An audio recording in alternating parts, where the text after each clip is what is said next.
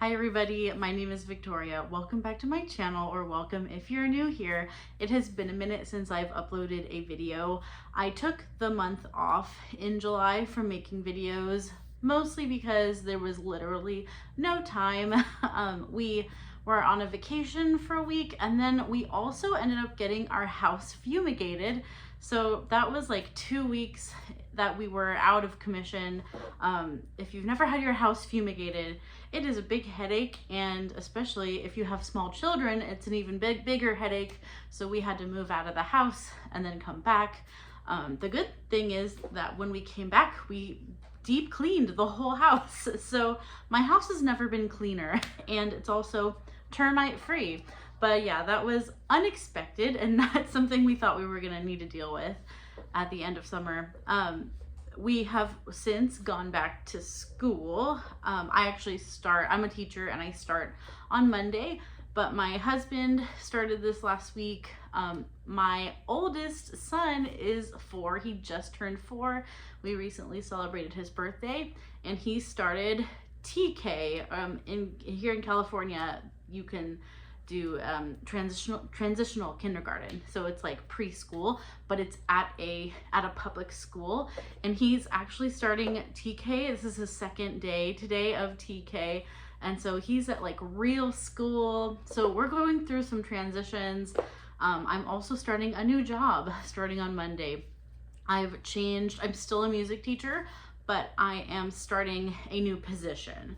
So it's just teaching music still, but in a little bit of a different context than I was before. I used to be an orchestra teacher for 4th and 5th grade students at the elementary level, and I've recently changed to be a K through 5th general music teacher. So I'm going to be working with one school at a time, but I'll be working with the whole school and every grade level, and I'll be doing music lessons for littles and the bigger kids, and everybody gets music class once a week, and they come see me and we do a music lesson.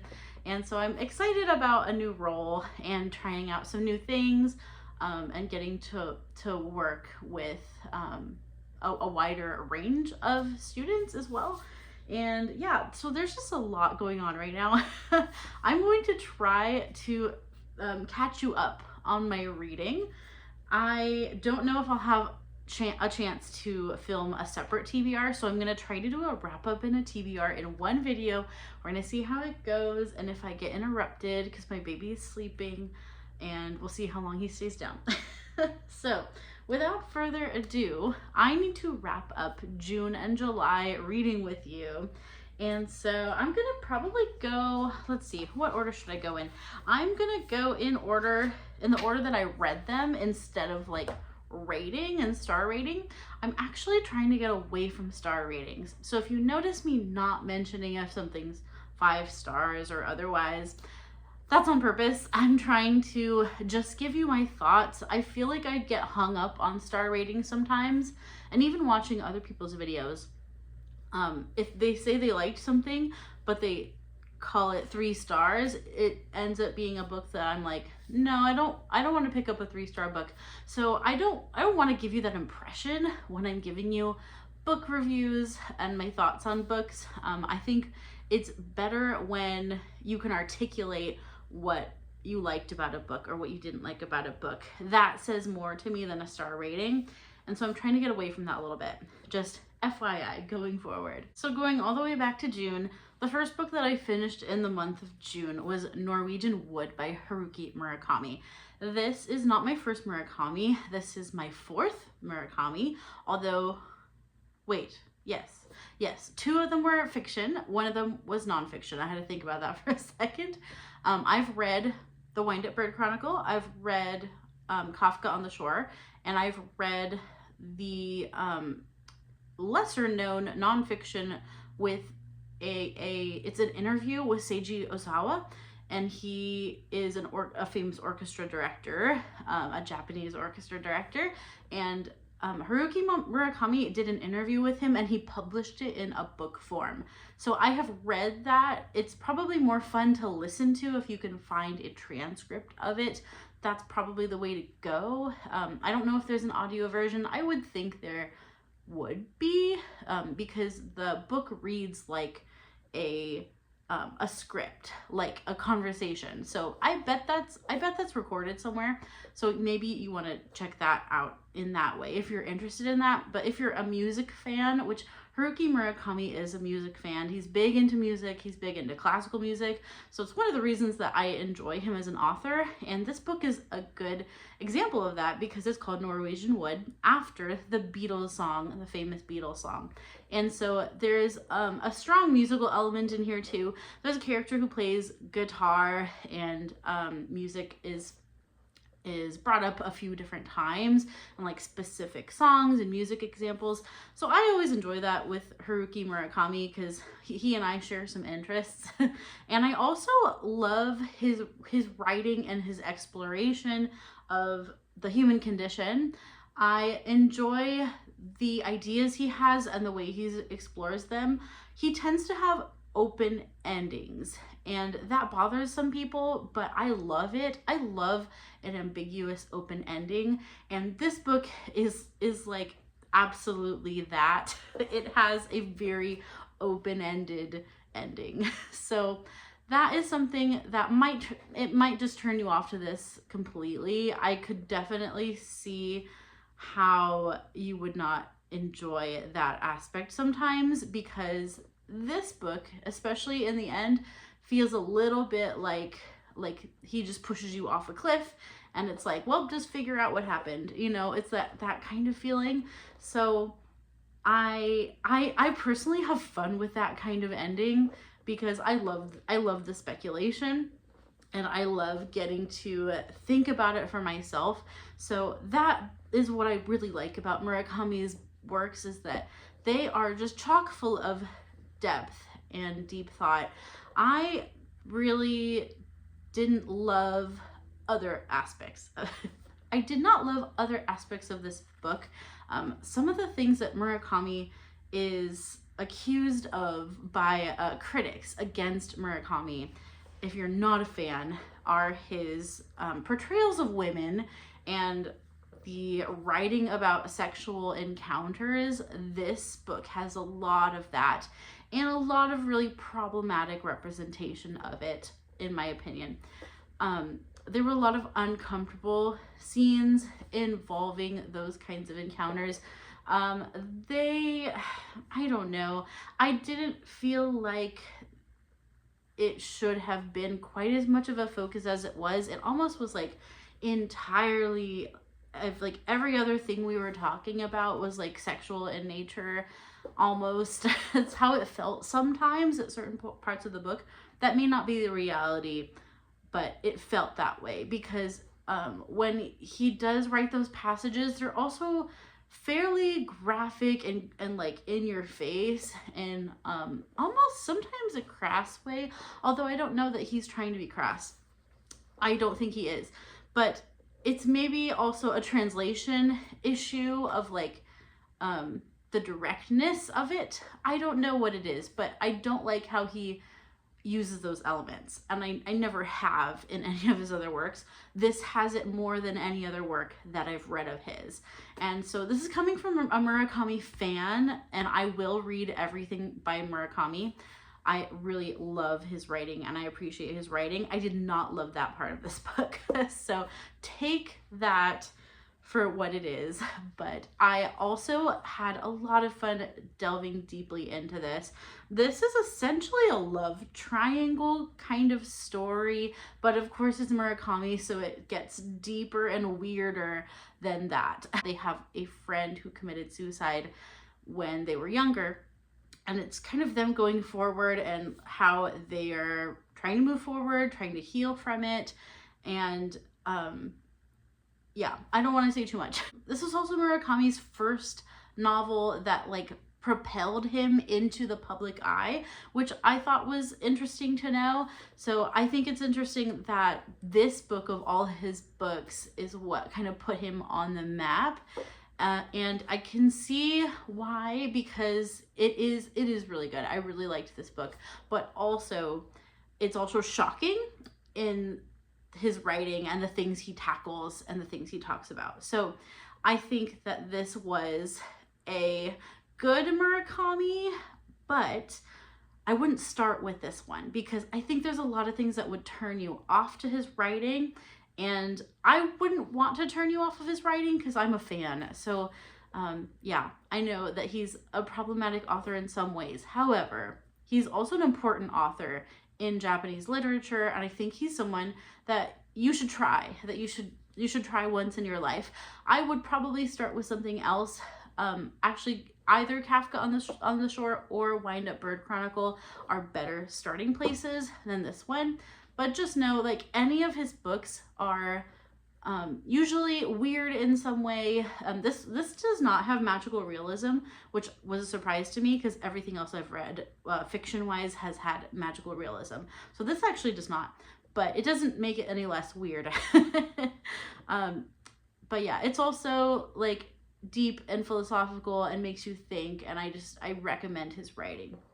So yeah, kind of mixed thoughts on this one, but I did like it a lot. Okay, next up we have a book called Bat Eater and Other Names for Cora Zeng by Kylie Lee Baker. This one was a bit of a disappointment to me, unfortunately. I have read her Keeper of the Night duology, which is a young adult duology. That was what I had read from this author before. And so I was excited to see her tackle an adult novel. This is like her first adult debut. It still read like YA to me. And I find that happens a lot when you have a YA author that tries to go to adult. A lot of the times it still feels YA. And I felt that way with this. I also felt like this didn't do what it wanted to do effectively enough. So this is a book set in New York City during the pandemic, like the 2020 pandemic. And so it's also a bit recent. I don't know that I don't think it's easy to write fiction about recent events. I don't think we're far enough away for this to have been reflective enough, to have been impactful enough, because we are just so close. We're still so close to that. It was only 6 years ago. So I didn't feel like this was as effective as she wanted it to be. It has a lot to do with racism towards Asian American people during that time. And it's a horror novel that uses that as the basis. And I just didn't think that this did what she wanted it to do, unfortunately. It didn't work for me so much. And it's one of those things where it was sort of just a unfiltered rage book, and it didn't offer any redemption or solutions. It was just kind of rage. So that's why this didn't work for me so well. I do have another book by her. I am going to try Japanese Gothic, which is her most recent release. That's also adult horror. So I'm going to still pick that up. But yeah, this was a big letdown for me because I actually liked her YA duology more than this. Next up, I read The Worry Cure by Robert L. Leahy. Leahy? I'm not sure how to say it. But this was given to me by Christy Lewis, my friend. She has a channel, Christy Lewis Dostoevsky in Space, and she gifted this to me not too long ago. And I read this one and I thought it was really, really good. It's incredibly practical. I think a lot of like very applicable things. If you struggle with anxiety and worry like I do, especially at the moment, I'm very anxious about all my new job and my kids going to new schools and stuff during the day, and there's just a lot of anxiety right now in the month of August. This has some very practical ways that you can sort of get out of your head a bit, and talks about how, this is all a construct in our mind, and it gives us some solutions and some tools to help us get out of our mind. So yeah, that's what this one is. It's very self-help in its feel and its writing style. So if that's something that sounds interesting to you, I do recommend this one. Next up, I read Journey to the Center of the Earth by Jules Verne, which I had thought I had a physical copy of, but I do not. So I read this on my Kindle, and it was really, really fun. I had not read a Jules Verne before. This was my first time, and I just got a kick out of this. I love that it is obviously far-fetched, and I love the speculation of what could be at the center of the earth and what they find, and that was just really fun to see. I think one of the things that kind of made me laugh was like one of the big reveals was just so quick, and we just gloss over it and then we move on with our lives. So that was kind of funny to me. But this is a really fun classic, and I just love reading older classics that speculate about science, and it's just really interesting to see what they thought and what they thought would be interesting or cool, or like what might be possible. Yeah, just I had a great time with this. So I do recommend it. I will definitely pick up more Jules Verne. What do I have by him? I think I have a copy of 20,000 Leagues Under the Sea, possibly, but maybe I don't. I'm not sure, but I feel like I should have him on my shelves. I need to collect his work so I can read more, because this was really, really fun. Next up, I read Poems by C.S. Lewis, and I'm a big C.S. Lewis fan, but had never read any of his poetry, and it was really interesting. I don't think I understood everything, especially the ones where he uses Greek mythology or mythology in general. Not even Greek. He uses a lot of mythology. That was something that was a point of interest to him. And so I don't think I understood everything. I think to get more out of this, I would need to go really slowly through this. And I was not going slowly. I was just kind of reading a little bit of poems each night and would kind of go, I don't know what this one's talking about. Or I would go, oh, I do know what this one's talking about. And so that was fun. But I would love to do more of a deep dive. What I wish this edition had, I wish it had commentary on the actual poems and at least a date of when he wrote them, because I think that would help. There's like no information when you get to a poem. It just presents the poem, which is fine in its own right. But I would have liked a date, maybe, to put this in context of like where he was in his life, because I know there's also poetry like before he became a Christian and after he became a Christian, and I think that would have been interesting for me to sit down and like compare like any ideology shifts that you see in his poetry. But I unfortunately I didn't take the time to look up every poem and figure out when it was written. So I just have a bit of a gripe with the way that these were presented. I wish they had a little more context for the reader, for a dummy like me who doesn't know. I don't know the context for every poem. So there is in the back, let's see, was there information in the back? Actually, I don't remember. There is an appendix. Oh yeah, there is an appendix as well. So probably some of those things that I'm asking for are in the appendix, as far as like dates. Yeah, but I would have liked it actually on the poem. I think that would have helped.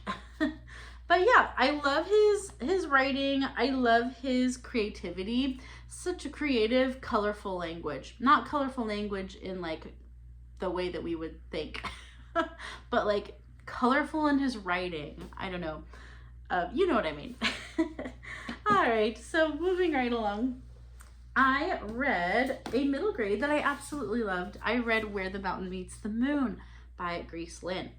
Apparently there's a sequel or two, so I definitely want to pick those up. But this was everything that I would have ever wanted from a middle grade.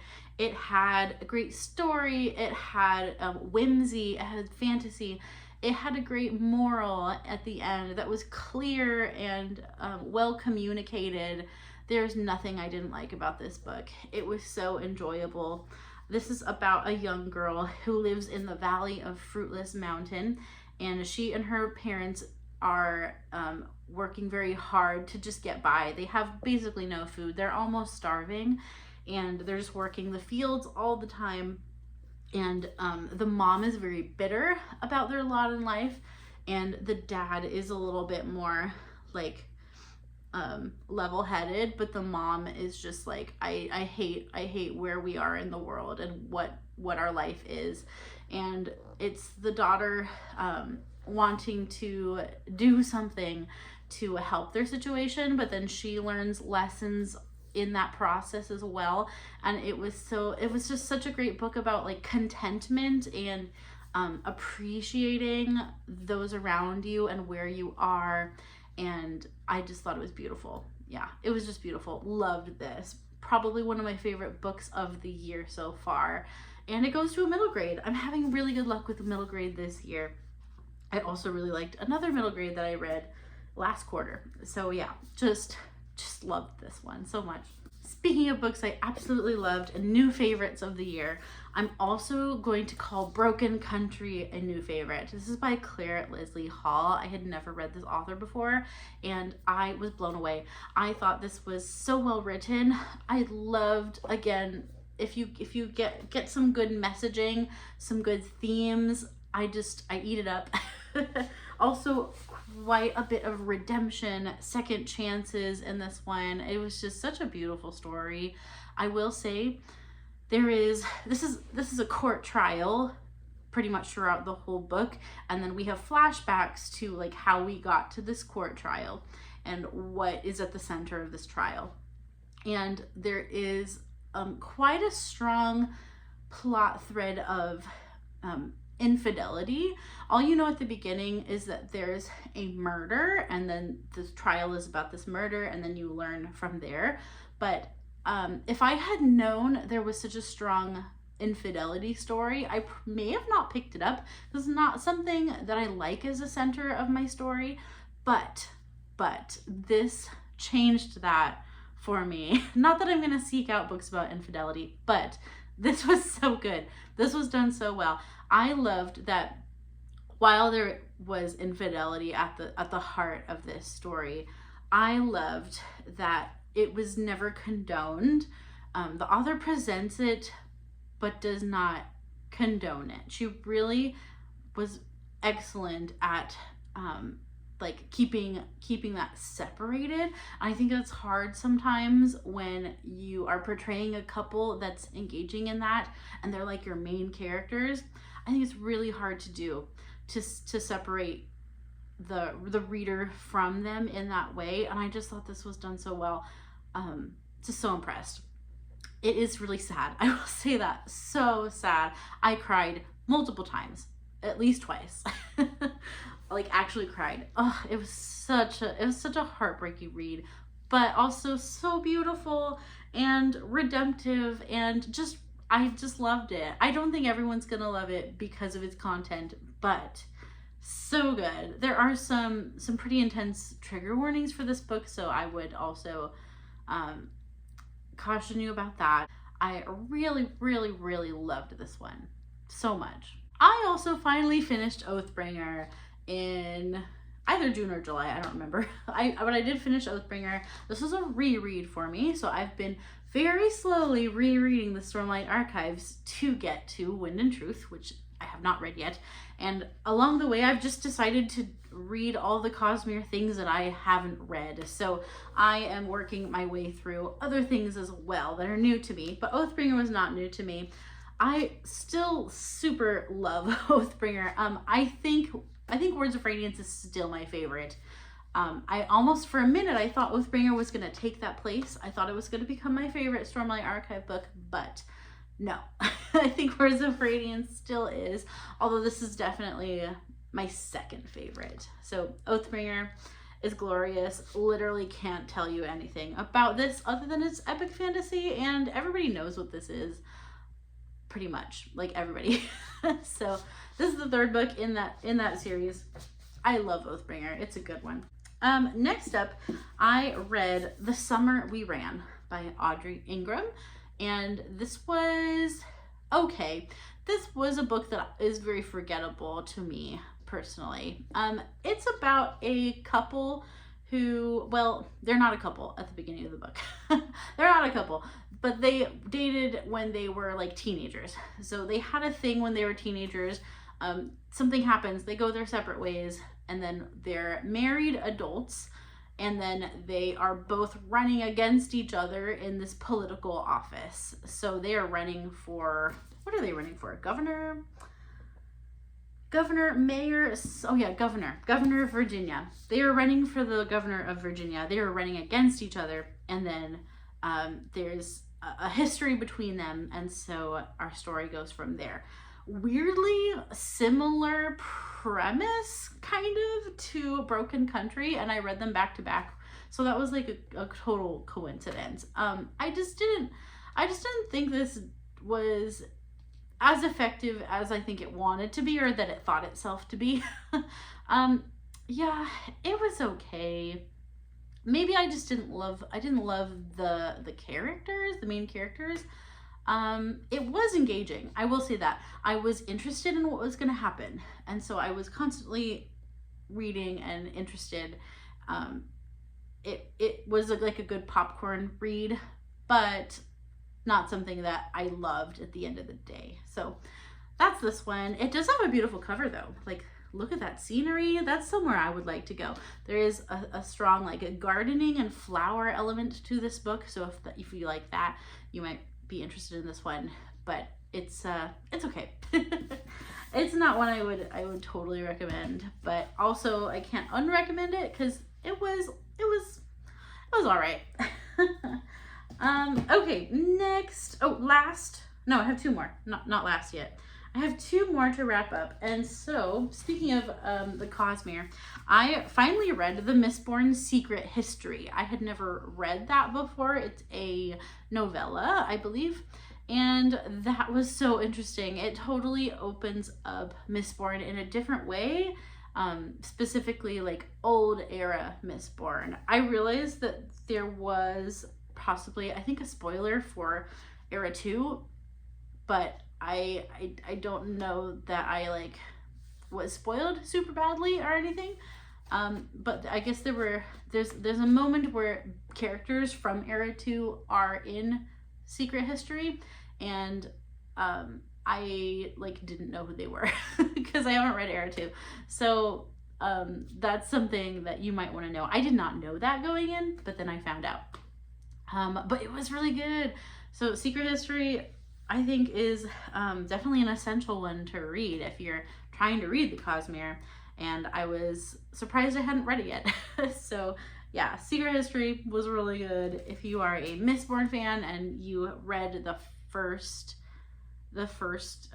trilogy, and I haven't read the second, but like I think it recommends reading Bands of Mourning before you read Secret History, and I have not read Bands of Mourning. So I don't think I was like ruined as a person by doing that. Like I think I'm okay. But just so you know, in case you're wondering about that. There's like a few Arcanum Unbounded things that I have not read. So I need to read The Hope of Elantris. I've never read. Allomancer Jack and the Pits of Eltania. I've never read. White Sand I have not read. Shadows for Silence in the Forests of Hell I have not read. Six of the Dusk I have not read. So there's quite a bit in here that I need to read. I'm thinking I might just finish this going forward before I go back to, I need to go back to Mistborn Era 2. I need to read Mistborn Era 2. I need to continue on with Stormlight Archive and read Dawn Shard and Rhythm of War, but I think I need to also finish Arcanum Unbounded since I'm doing it. Since I'm doing the Cosmere thing. I'm gonna spoil an August wrap up for you. I finished one book in August so far, and since I'm doing a wrap up, I might as well, right? Because I don't know what I'm gonna film next. But this is These Summer Storms by Sarah MacLean. I just finished this last night, so it's very fresh in my brain. This is a beach read, and it's a light, easy breezy read. It's got rich people, it's got sibling drama, it's got romance. Those are like the three main elements.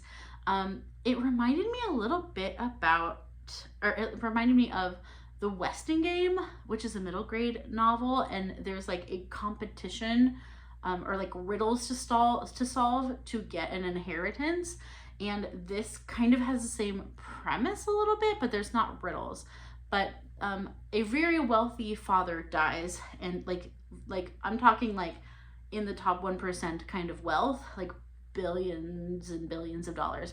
He dies. He has 4 kids, and he basically gets them all onto their private island after his death, and they have been given letters, and they have to do their tasks while they're on the island. They're on the island for like a week, and they have to do their tasks to get their inheritance. So that is the plot of this to start. There is a strong romantic vibe in this. There's a strong romance element because Sarah MacLean is actually a romance author. This is labeled contemporary fiction. It's not labeled romance, but the romance is pretty heavy. So just know that going in as well. She's actually a Regency romance writer primarily, and this I think is her first contemporary novel.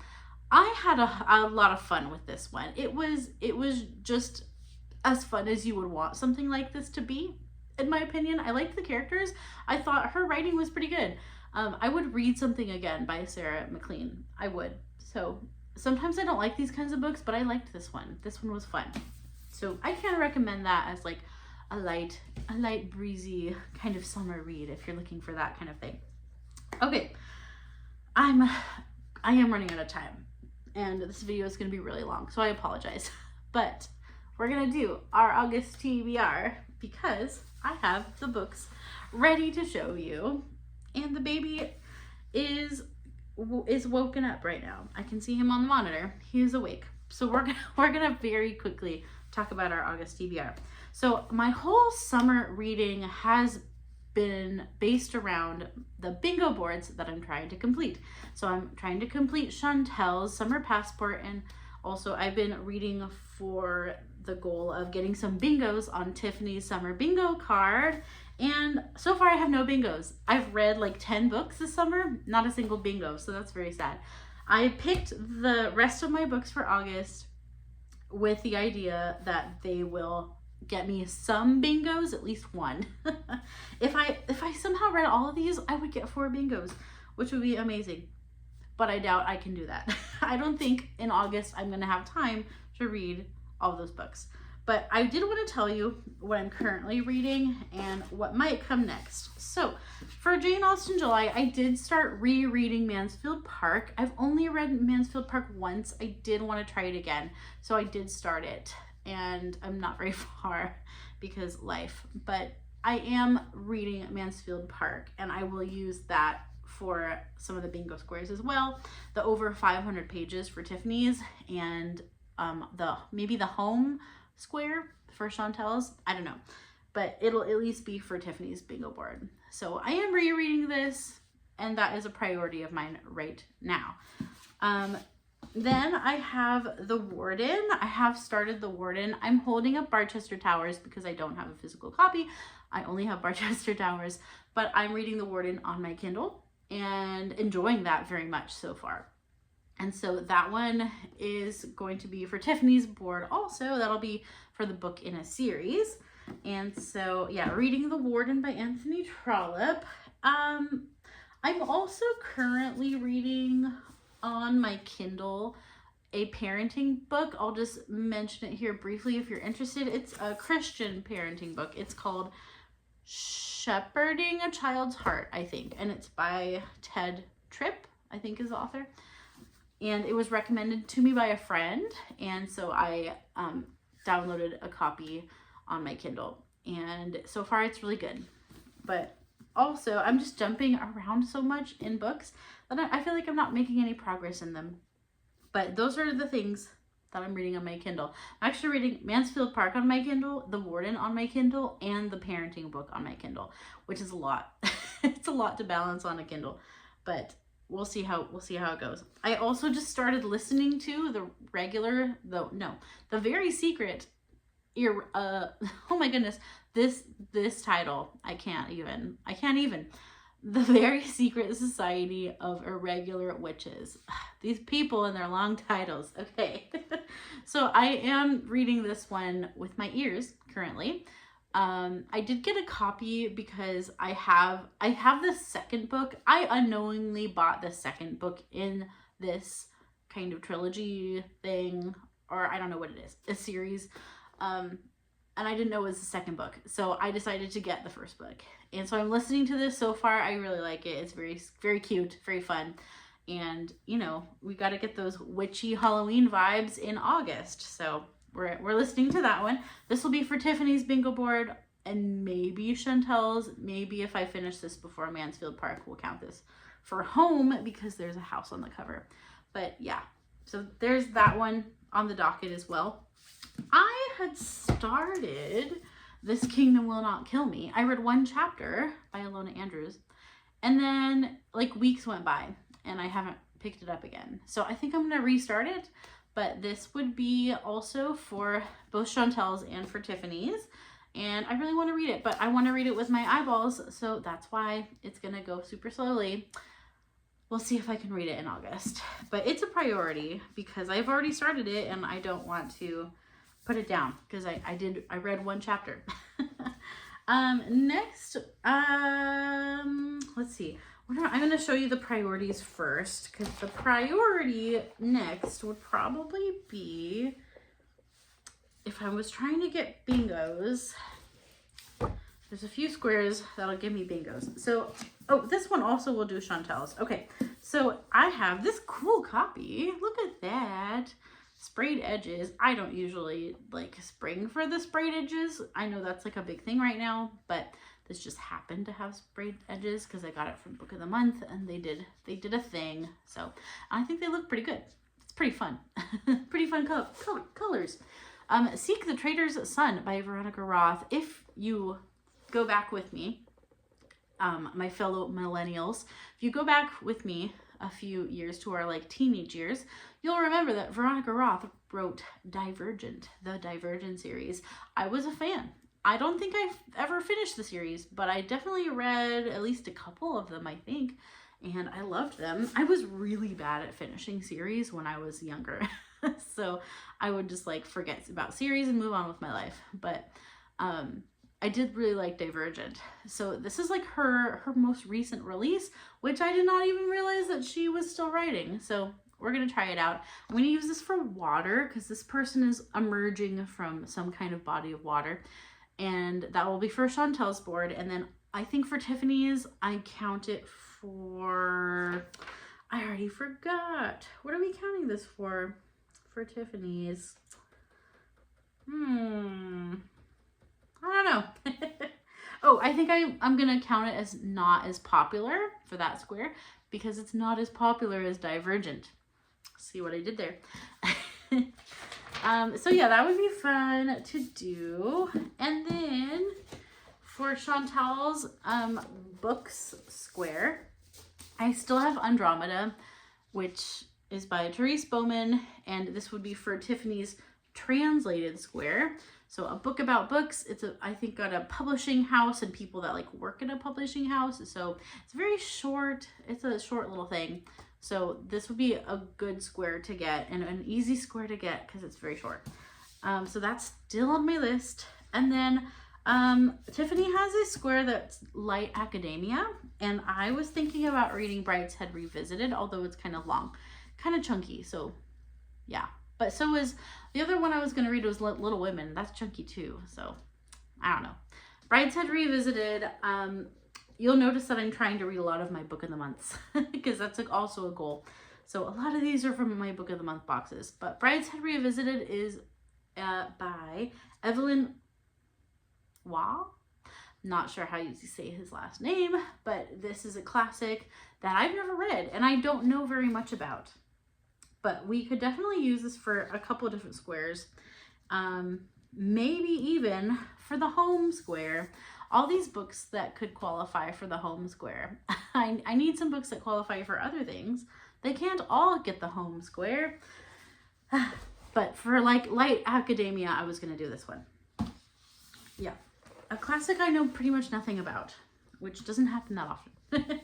Usually know my classics pretty well. All right, and then we've just got a couple other books that might happen.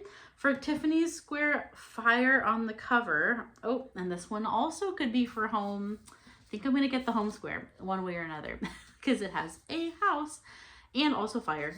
So this will be maybe up a little higher on my priorities because of the fire on the cover. But this is Operation Bounce House by Matt Dinniman. You might know Matt Dinniman as the author of the Dungeon Crawler Carl books, which I have not read. And is it a little weird to start with this one? Probably. But I am, you know, for whatever reason, I think it's the hype. I don't want to read Dungeon Crawler Carl because it's so hyped. And I know that's dumb. That's not a good reason not to read a book. But that is my reason. So Dungeon Crawler Carl is intimidating me because it's too hyped. So I'm going to try this one.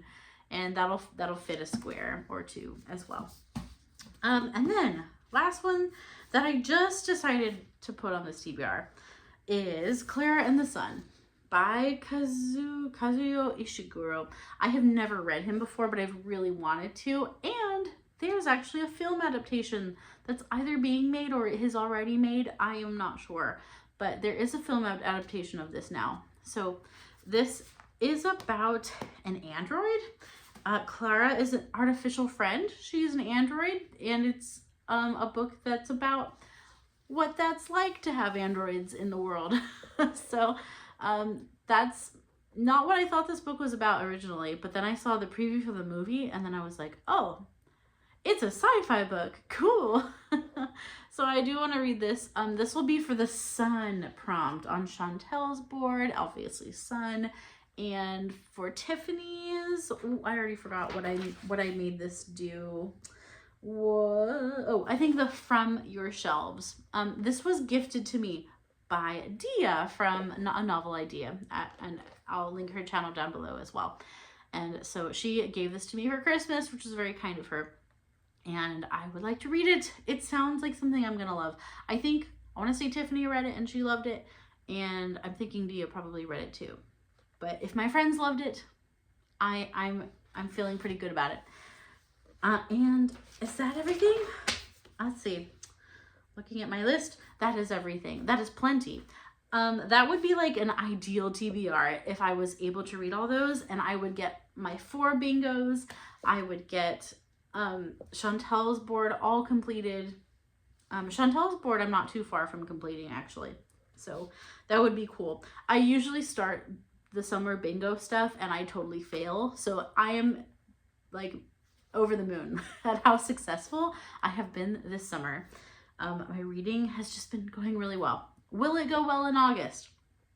The jury's out on that one because new job, craziness, all of that. So we will see how we do. But that is my reading update. That was a lot. That was a lot of information. Thank you if you made it all the way to the end. If you did make it all the way to the end, let's do some kind of a beach emoji if you would like to leave one. And if you would also like to tell me what has been your favorite book of the summer so far, I would love to know. I know we still have a month of summer left, but to me, it feels like summer's over because as a teacher, I go back to work at the beginning of August. So I know it's technically still summer. So hold on to that summer reading and I will live vicariously through you. All right. Have a wonderful rest of your day. Thanks so much for watching my video today and keep reading great books. Until next time, bye-bye.